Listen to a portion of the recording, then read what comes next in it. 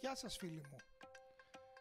Χρησιμοποιώ ένα παλαιότερο βίντεο μου που έχω ανεβάσει στο κανάλι μου στο YouTube με το ναυάγιο της Ελευσίνας για να κάνουμε ένα tutorial σήμερα και να δείξουμε μια λειτουργία από το DJI Mavic Air 2, η οποία είναι λίγο παρεξηγημένη ως κρυφή.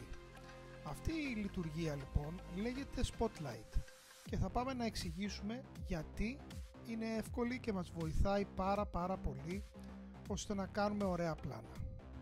Πάμε λοιπόν να δούμε τι είναι το Spotlight. Το Spotlight είναι μια λειτουργία που τη βρίσκουμε μέσα στα βίντεο. Όταν πατήσουμε την επιλογή να κάνουμε βίντεο, μας βγάζει τρεις επιλογές κάτω, η οποία είναι το Active Track, το Spotlight και το Point.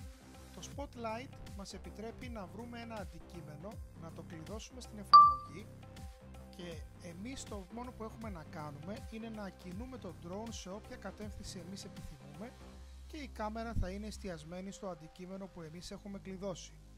Αυτό μας δίνει πάρα πολύ ωραία πλάνα χωρίς να αγχωνόμαστε να κάνουμε χειροκίνητα τις ρυθμίσεις της κάμερας και να εστιάζει το αντικείμενο που θέλουμε. Πάμε να δούμε λοιπόν πώς γίνεται η διαδικασία. Αφού επιλέγουμε στην οθόνη μας το πλοίο ως το θέμα που θέλουμε να κλειδώσει η εφαρμογή για να ακολουθεί συνέχεια. Επιλέγουμε το πλοίο και πατάμε το κουμπί Spotlight.